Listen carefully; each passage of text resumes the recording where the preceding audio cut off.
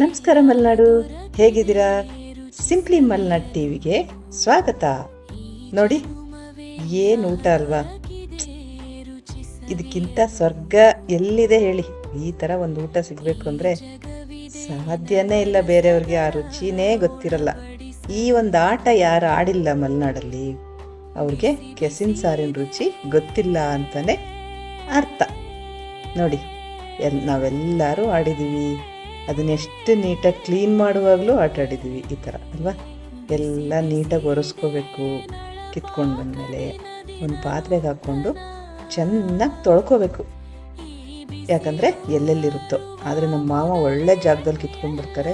ತುಂಬ ಸೂಪರಾಗಿರುತ್ತೆ ಕೆಸಿನ ಸೊಪ್ಪು ಮಾತ್ರ. ಚೆನ್ನಾಗಿ ತೊಳೆದ್ಬಿಟ್ಟು ಅದನ್ನು ಬೇಕಿಡಬೇಕು. ಅದಕ್ಕಿಂತ ಮುಂಚೆ ಕುಕ್ಕರ್ಗೆ ಹಾಕ್ಬಿಟ್ಟು, ನಾನು ಕುಕ್ಕರ್ಗೆ ಹಾಕ್ಬಿಡ್ತೀನಿ. ಒಂದು ವಿಷಲ್ ಇಲ್ಲ, ಉಸಿರು ಕಟ್ಟಿದ್ರೆ ಸಾಕು, ಬೆಂದೋಗಿರುತ್ತೆ, ಬೆಂದ್ಬಿಟ್ಟಿರುತ್ತೆ. ಯಾಕಂದರೆ ಅದು ತುಂಬ ಎಳೆದಿರುತ್ತೆ, ಒಳ್ಳೆ ಕೆಸ ತರ್ತಾರೆ. ಆಮೇಲೆ ಅದಕ್ಕೆ ಹಸಿರು ಮೆಣಸಿನ್ಕಾಯಿ, ಉಪ್ಪು, ಅರಿಶಿನ ಪುಡಿ ಎಲ್ಲ ಹಾಕ್ಬಿಟ್ಟು,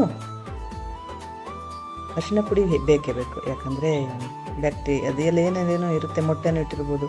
ಕ್ಲೀನ್ ಮಾಡಿದ್ದೀವಿ, ಆದ್ರೂ ಅರಿಶಿನ ಪುಡಿ ಹಾಕ್ಕೋಬೇಕು. ಆಮೇಲೆ ಅದಕ್ಕೆ ಎಷ್ಟು ಬೇಕು ಸ್ವಲ್ಪ ನೀರು ಬೇಯೋಕ್ಕೆ. ಸ್ವಲ್ಪ ಜಾಸ್ತಿ ಹಾಕಿದ್ರೆ ತೆಳುವಾಗಿಬಿಡುತ್ತೆ. ಮಸ್ಕೆ ಸಾಂತಾರೆ ಇದನ್ನು. ಆದರೆ ಅದು ತೆಳುವಾದರೆ ಚೆನ್ನಾಗಿರಲ್ಲ, ದಪ್ಪನೇ ಇರಬೇಕು. ಆಮೇಲೆ ಅದನ್ನ ಗ್ಯಾಸ್ ಆನ್ ಮಾಡಿ ಸ್ಟವ್ ಮೇಲೆ ಇಟ್ಬಿಟ್ಟು ಬೇಯಕ್ಕೆ ಬಿಟ್ಬಿಡ್ಬೇಕು. ಅದು ಬೇಯೋಷ್ಟೊತ್ತಿಗೆ ಖಾರ ಮಾಡ್ಬೋದು. ಖಾರ ಪುಡಿ ಇದ್ದರೆ ಖಾರ ಪುಡಿ, ನಾವು ಸ್ವಲ್ಪ ಖಾರ ಪುಡಿನೇ ಎಣ್ಣೆಲ್ಲ ಹುರಿದಿಟ್ಬಿಟ್ಟಿರ್ತೀವಿ, ಅದೇ ಖಾರ ಪುಡಿ ಹಾಕೋದು. ಆಮೇಲೆ ನನ್ನ ತಂಗಿ ಮೆಣಸಿನ್ಕಾಯಿ ಕೊಟ್ಟು ಕಳಿಸ್ತಿದ್ಲು, ಅದನ್ನು ಹಾಕಿದ್ದೆ. ಜೀರಿಗೆ ಮೆಣಸಿನ್ಕಾಯಿ ಎಲ್ಲರಿಗೂ ಗೊತ್ತಿರುತ್ತೆ, ತುಂಬ ಚೆನ್ನಾಗತ್ತೆ ಕೆಸಿನ ಸಾರು. ಆಮೇಲೆ ಬೆಳ್ಳುಳ್ಳಿ, ಈರುಳ್ಳಿ, ಜೀರಿಗೆ ಸ್ವಲ್ಪ ಜಾಸ್ತಿನೇ ಹಾಕ್ಕೋಬೇಕು. ಮೆಂತ್ಯ ಕಾಳು ಒಂದೆರಡು ಹಾಕ್ಕೋಬೋದು. ಹಾಕ್ಬಿಟ್ಟು ನೀಟಾಗಿ ರುಬ್ಕೋಬೇಕು. ನೋಡಿ, ಇಷ್ಟು ನುಣ್ಣಗಾಗಬೇಕು. ಎಷ್ಟು ನಯಸ್ಸಾದಷ್ಟು ಚೆನ್ನಾಗಿರುತ್ತೆ. ಆಮೇಲೆ ಅಷ್ಟೊತ್ತಿಗೆ ಬೆಂದೋಗಿತ್ತು, ಉಸಿರು ಹೋಯ್ತು. ಕುಕ್ಕರ್ ಕೂಗಿಸ್ಲಿಲ್ಲ ನಾನು, ಸ್ವಲ್ಪ ಪ್ರೆಷರಾಗಿ ಕಟ್ಟಿಸಿದ್ದೆ ಅಷ್ಟೇ. ನೋಡಿ ಎಷ್ಟು ನೀಟಾಗಿ ಬೆಂದಿತ್ತು. ನಮ್ಮದ್ರಲ್ಲಿ ಕೆಸಿನ ಸಾರು ಅಂದರೆ ಗೊತ್ತಲ್ಲ, ಖಾರ ಹುಳಿ ಬಾಯಲ್ಲಿ ನನಗೆ ಇವಾಗಲೇ ನೀರು ಬರೋಷ್ಟು ಆಗ್ತಾಯಿದೆ. ಅದನ್ನು ತಿನ್ನೋಣ ಅಂತ ಆಸೆ ಆಗುತ್ತೆ. ಆ ಥರ ಅದನ್ನೆಲ್ಲ ಚೆನ್ನಾಗಿ ಮಸ್ಕೊಳ್ಳೋದು ಅಂದ್ರೆ ಗೊತ್ತಲ್ಲ, ಸೌಟಲ್ಲಿ ಹಾಕಿ ತಿರುಗಿಸ್ಕೊಂಡ್ರೆ ಸಾಕು, ಮೆತ್ತಗಾಗ್ಬಿಡುತ್ತೆ. ಆಮೇಲೆ ರುಬ್ಬಿರ್ತೀರಲ್ವ, ಅದ್ರ ಮಸಾಲ ಹಾಕ್ಕೊಳ್ಳಿ. ಟೇಸ್ಟಿಗೆ ನಿಮ್ಗೆ ಎಷ್ಟು ಬೇಕು ಗೊತ್ತಾಗುತ್ತೆ. ಹಾಕ್ಕೊಂಡ್ಬಿಟ್ಟು ಚೆನ್ನಾಗಿ ತಿರುಗಿಸ್ಕೋಬೇಕು. ತಿರುಗಿಸ್ಕೊಂಡಾದ್ಮೇಲೆ ಕುದಿಯಕ್ಕೆ ಇಟ್ಬಿಟ್ಟು, ಆಮೇಲೆ ತುಂಬ ಇಂಪಾರ್ಟೆಂಟ್ ಕೆಸಿನ ಸಾರಿಗೆ ಏನು ಹೇಳಿ? ಇದೆ ಅದ್ರ ಫ್ಲೇವರು. ಆ ದೊಡ್ಲಿ ಹುಳಿ ಇಲ್ಲಾಂದರೆ ನಿಂಬೆ ಹುಳಿನೂ ಆಗುತ್ತೆ. ನಮ್ಮ ಮಾವ ಅಂತೂ ಕೆಸಿನ ಸೊಪ್ಪು ಜೊತೆ ದೊಡ್ಲಿ ಹುಳಿ ಮರೆಯೋದೇ ಇಲ್ಲ, ತರ್ತಾರೆ. ನಮಗೆ ಎಲ್ಲರಿಗೂ ತುಂಬ ಇಷ್ಟ ಅಂತ ಗೊತ್ತು.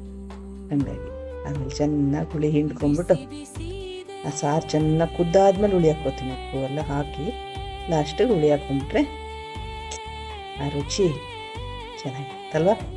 ಕೆಸಿನ ಸಾರು ತಿಂದಿದ್ದೀರಾ ಯಾರಾದರೂ? ಕಮೆಂಟ್ ಮಾಡಿ ನೋಡೋಣ ಎಷ್ಟು ಜನ ತಿಂದಿಲ್ಲ ಅಂತ. ಆಮೇಲೆ ಅದಕ್ಕೆ ಮೇಯ್ನ್ ಹಾಕೋಕಿರೋದೇ ಒಗ್ಗರಣೆ. ಯಾವುದ್ರದ್ದು ಅಂತ ಗೊತ್ತಾಯ್ತು ಅನಿಸುತ್ತೆ ಎಲ್ಲರಿಗೂ. ಅದೇ ಬೆಳ್ಳುಳ್ಳಿ ಒಗ್ಗರಣೆ. ಆ ಬೆಳ್ಳುಳ್ಳಿ ಹುರಿತಾ ಇದ್ದರೆ ಎಣ್ಣೆ ಜೊತೆ ಮನೆ ಎಲ್ಲ ಗಮ್ಮನ್ಬಿಡುತ್ತೆ. ಆ ಸ್ಮೆಲ್ಗೆ ಹೊಟ್ಟೆ ಹಸಿಯುತ್ತಪ್ಪ. ಅದು ಏನು ಅಂತ ಗೊತ್ತಿಲ್ಲ, ನನಗೆ ಮಾತ್ರ ಹಂಗೋ, ನಮ್ಮನೆ ಮಕ್ಕಳಿಗೆ ಮಾತ್ರ ಹಂಗೋ, ಅಥವಾ ನಿಮಗೆಲ್ಲರೂ ಹಂಗೇನೋ ಗೊತ್ತಿಲ್ಲ ನನಗೆ. ಆದರೆ ಆ ಬೆಳ್ಳುಳ್ಳಿ ಘಮ ಕೆಸಿನ ಸಾರಿಗೆ ಒಗ್ಗರಣೆ ಹಾಕಿ ಬಿಡ್ತಂದರೆ ಸಾಕು. ಅದಕ್ಕೆ ನಾನಂತೂ ಮುಂಚೆನೇ ಅನ್ನ ಮಾಡಿ ಇಟ್ಕೊಂಡ್ಬಿಡ್ತೀನಿ. ಆಗೋವರೆಗೂ ಕಾಯಕ್ಕೆ ಸಾಧ್ಯನೇ ಇಲ್ಲ. ಸಾರು ಆದಮೇಲೆ ಅನ್ನ ಮಾಡಿ ತಿಂತೀನಿ ಅಂದರೆ ಅಷ್ಟು ತಾಳ್ಮೆನೂ ಇಲ್ಲ ಊಟದ ವಿಷಯದಲ್ಲಿ. ನೋಡಿ, ಅನ್ನಕ್ಕೆ ಹಾಕ್ಕೊಂಡು ಆ ಸಾರು, ಕೆಸಿನ ಸಾರು ಹಾಕ್ಕೊಂಡು ಅದನ್ನು ಹಾಗೆ ಕಲಸಿ ತಿಂತಾ ಇದ್ದರೆ ಅಲ್ವಾ? ನೀವು ಮಾಡ್ಕೊಳ್ಳಿ ಒಂದ್ಸರಿ.